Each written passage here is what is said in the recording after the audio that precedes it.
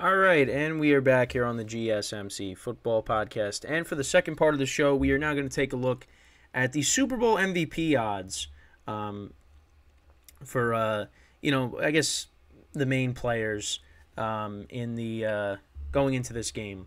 So, obviously, the quarterbacks are going to be, the top two. So, Patrick Mahomes right now, he's got the best odds, which there's no surprise. You look at DraftKings, FanDuel, BetMGM, Caesars Sportsbook. Now I'm looking at covers.com. So on DraftKings, he's got a plus 125. FanDuel is plus 140.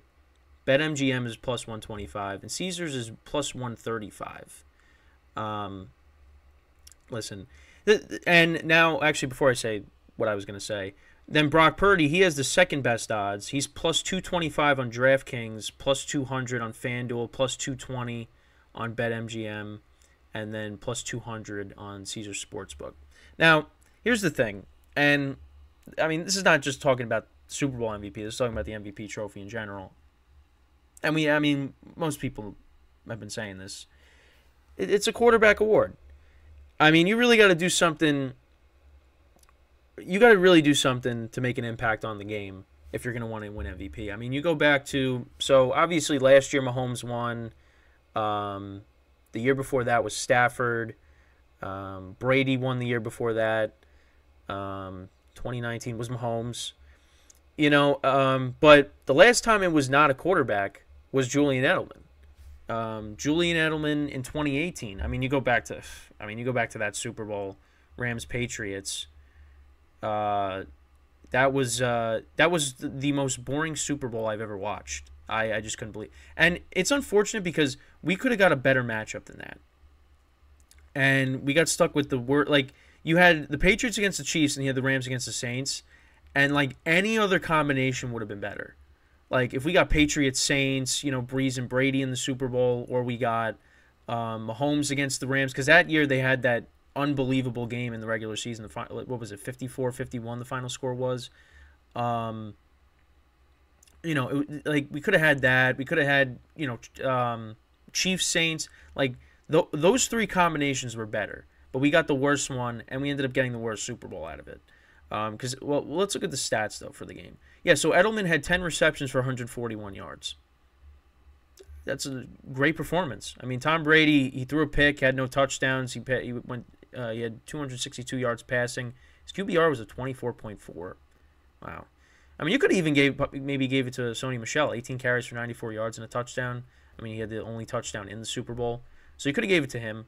But yeah, I believe he was Julian Edelman was the last non-quarterback to win the award in the Super Bowl. Because I think, because then you had Von Miller, you had Malcolm Smith, who won it for the Seahawks, even though you probably could have gave it to the entire Seahawks defense, and you probably could have gave it to maybe the Von Miller strip sack of Cam Newton, that was for the touchdown. That was a huge play in the game. Malcolm Smith had the pick six, and that was against the Broncos. But yeah, it's usually going to be a quarterback award. So now that doesn't mean that a non-quarterback doesn't have any chance, because then you look at some of the other players that'll be playing in this game as well. You got Christian McCaffrey, who's a plus 475 on DraftKings, plus 450 on FanDuel and BetMGM, and then plus 475 on Caesars Sportsbook. Now, I think Christian McCaffrey, the 49ers are going to have to use him a lot in this game. Now, again, you go back to last year when they played against the Chiefs. He really wasn't a factor because, like I've been saying, they were trying to ease him in. They literally just acquired him from Carolina, so they weren't going to give him a full workload. But now the Chiefs are going to get they're going to get the full dose of Christian McCaffrey in this game. And he's going to be a big part of their game plan. He should be. I mean, you got 2 weeks for it. And, the Chiefs, their defense has been solid all year. But one thing that's kind of been a problem for them is stopping the run. And we did see that a little bit in the Bills game. The Ravens, we really didn't see that. They just they did away with the run and they were just throwing it constantly. But with the 49ers, they're going to have to run the football in this game. They're going to have to do their best to keep Mahomes off the field. And they got Christian McCaffrey, the best running back in the game. So, and I know when, people are criticizing Purdy, they're like, oh, well, yeah, he just checks it down to McCaffrey. I mean, listen, it's Christian McCaffrey. He can make a lot of things happen when you check it down to him. So he's going to be a big part of the game plan. Now, the Chiefs can always, combat that and, take him out of the game somehow. But I don't know. It's going to be hard to contain Christian McCaffrey. I mean, the guy scores a touchdown every single week. So I could definitely see Christian McCaffrey having some. Well, first of all, the 49ers have to win. But, if they win and Christian McCaffrey has a big game, maybe it's him. Then you also got, but then it gets tougher because then you look at, Travis Kelce, Deebo Samuel, Isaiah Pacheco, Rashee Rice, George Kittle, Ayuk. I mean, it would take a lot. Deebo Samuel plus 2,000 on both DraftKings and FanDuel, plus 3,500 on BetMGM, plus 2,500 on Caesar Sportsbook. Kelsey's a plus 1,200, plus 1,700, plus 1,400, plus 1,200 on the four major sports books. Isaiah Pacheco's plus 2,800. I'm just going to go across the board because, it goes, so on here, on covers.com, it goes DraftKings, FanDuel, BetMGM, and Caesar Sportsbook. Pacheco's plus 2,800, plus 3,500, plus 3,500, plus 3,000. Then Rashee Rice is plus 5,000, plus 7,000, plus 6,000, plus 6,000. Kittle is plus 6,000, plus 7,000, plus 8,000, plus 6,000. Ayuk is plus 6,000, plus 4,500, plus 5,000, plus 5,000.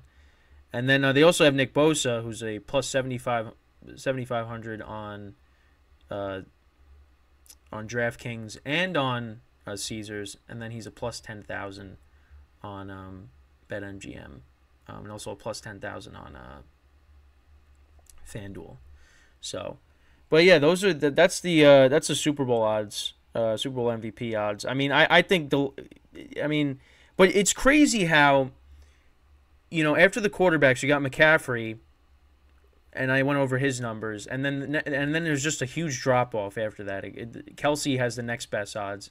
You go from plus 475 on DraftKings to plus 1,200 on DraftKings, comparing Kelce and McCaffrey. But again, Christian McCaffrey is going to be heavily involved in this game. Deebo Samuel could also carry the ball as well, because, they've been using him as a gadget player, him taking carries out of the backfield. But, ultimately, if the Chiefs win the game, it's most likely going to be because of Mahomes. So he's going to get the MVP. With the 49ers, it might be a little bit different.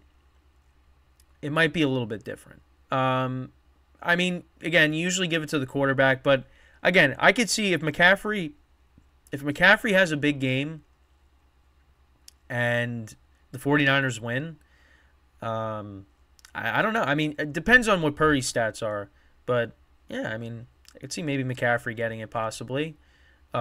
Maybe he has maybe he breaks a big run in this game for a touchdown. It's definitely possible. I think McCaffrey is a lock to score a touchdown. He's scored in every playoff game so far. Even though there's only been 2, but still, he's and pretty much scored in every game this season. He's going to score in the Super Bowl. You would think, but of course, when I say that, it's going to end up not happening. No, I think he will. He is a lock to definitely score a touchdown in the Super Bowl. But we'll see.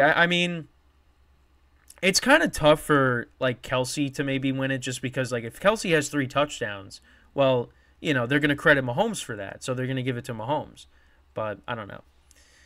Unless again, you have a game like Edelman where a big chunk of the quarterback's yardage is from you. If Kelce goes for 200 yards in this game, or something, maybe you give it to him. I don't know. I feel like with the Chiefs, it's going to be Mahomes, regardless. Unless, it's like a low-scoring game somehow, and like Chris Jones has like 6 sacks or something. I don't know. I'm just throwing like a random hypothetical out there, but yeah, I mean it's most likely going to be a quarterback that wins it. But again, I'd like to see McCaffrey win it if the 49ers do win the Super Bowl. Because again, like I want the 49ers to win the Super Bowl. I do, but I can't say that they're going to. But again, you go back and look at a lot of the picks that I made this year. I mean, again, most of them, but they pretty much all had to do with the spreads. I was pretty average, getting my 7-8 each week. I will say though, obviously the bracket kind of fell apart, but doing just like the spread picks, after Super Wildcard Weekend, I've only lost one game. I won 3 out of the 4 last week, and I won both championship games because I just said I'm out of it. I'm not, I'm just picking, not caring, and it's worked. The only game I've lost between the divisional round and championship Sunday is the Texans-Ravens game, and that game was close at one point, and then the Ravens pulled away. Other than that, I've won the 3 remaining games that weekend, and I won the 2 games last week, taking both underdogs. And the Lions, I mean, I thought that was going to be a lock when they were up 24-7. Then I had to sweat it. Well, I didn't really have to sweat it because it wasn't for anything. But then they covered with the Jameson Williams touchdown. So, but you know what? The picks for the playoffs haven't been bad, and I kind of have my pick already. Again, I said when I made the bracket that I was picking with my head. I mean, with my heart, as opposed to my head. It's going to be the same thing. This week. Well, next week. Because I want the 49ers to win, but, my head is telling me otherwise.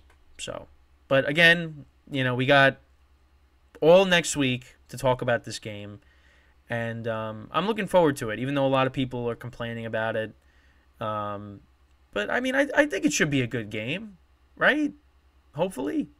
I'm a little worried, though, because the 49ers they've been starting so slow lately, and they're not going to be able to do that against the Chiefs. They're not going to get away with it. You got away with it with the Packers, you got away with it with the Lions, but now you got to deal with a team that's been there so many times before this. You fall behind, it's going to be a problem. It's going to be a problem. I hope it's not. I hope this game is bad. I hope this game is a shootout like last year's Super Bowl. Last year's Super Bowl was great. You had the Chiefs were down, then they came back. That was an exciting Super Bowl. I hope we get that here. We got a lot of stars in this Super Bowl.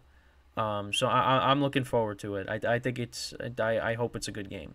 I hope it's a good game. So I'm just nervous because of how the 49ers have gotten off to a slow start, and Purdy's kind of been a little off.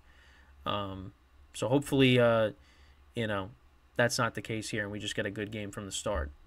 But so yeah, that's pretty much it when talking about this. But before I go into break, I just want to remind you guys once again to tip or donate and get your comments recognized. Make sure to go to the following link. That is streamelements.com/gsmcsportsnetwork./tip. Again, that really helps the show, makes the show more interactive between myself, the host, and you guys, the viewers. Again, that is streamelements.com/gsmcsportsnetwork./tip.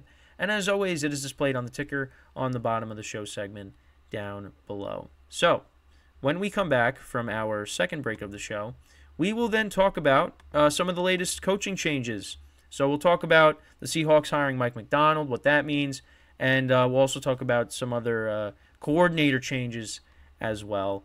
That is what we'll do when we come back from our second break of the show. So stick around, and we'll be right back here on the GSMC Football Podcast.